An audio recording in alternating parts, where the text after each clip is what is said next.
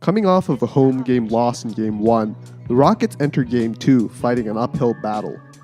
I said in my previous video that the Rockets need to take away either a Curry drive, wide open Thompson, or easy transition baskets.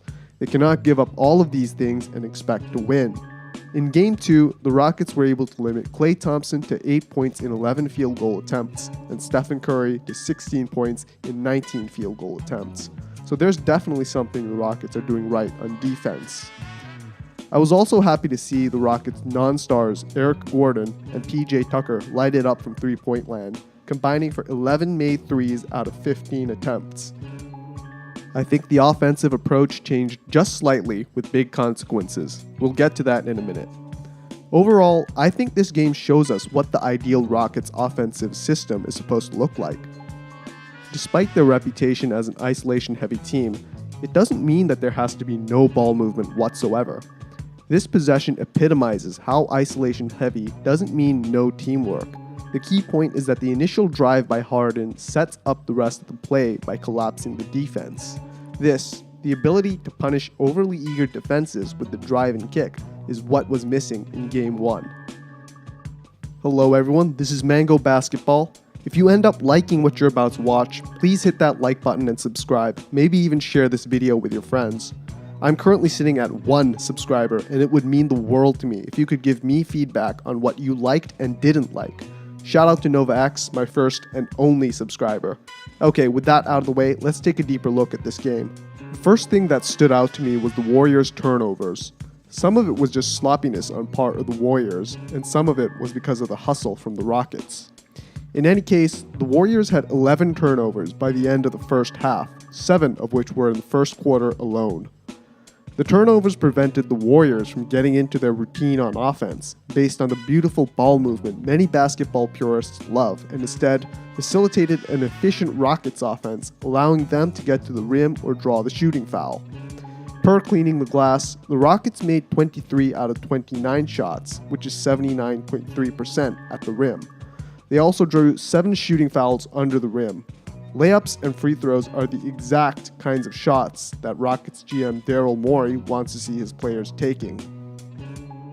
In the beginning of the video, I talked about one little adjustment the Rockets made that paid big dividends in this game. That adjustment is that the Rockets were a lot quicker in bringing the ball up to the half court and initiating the offense, instead of just walking around with the ball until there's around 8 or 9 seconds left on the shot clock. This allows the Rockets to set up secondary drives. Some of you might recall that Trevor Ariza had 6 assists in this game, an uncharacteristically high number for someone who averaged 1.6 assists per game in the regular season. While there's no doubt that some of his assists ended up being contested threes by Tucker and Gordon that happened to go in, I think it is worth mentioning that the shooters he assisted all had their feet set, allowing for an accurate shot. Many of his assists came from the drive and kick, with Ariza's drive sometimes being the second or even third drive that collapsed an already scrambling defense. Before this series started, the death lineup of the Golden State Warriors was renamed the Hamptons 5.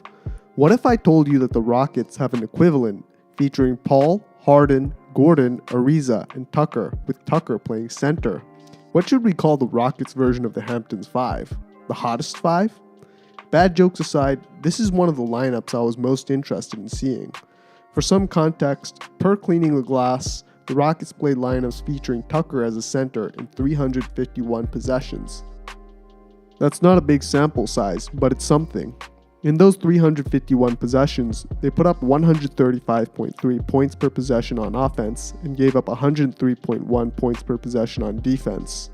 That is a massive differential even on a small sample size. On the defensive end, Tucker is almost a copy-paste of Draymond Green. He primarily guards the opposing team's weakest shooter in Draymond Green.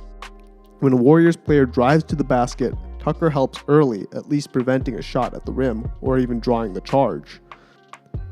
On offense, a lineup where all 5 of its players are capable three-point shooters maximizes the spacing of the team.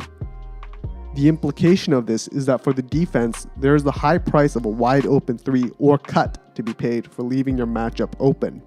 In this possession, for example, Tucker makes the smart cut to the basket after being left open by Draymond Green.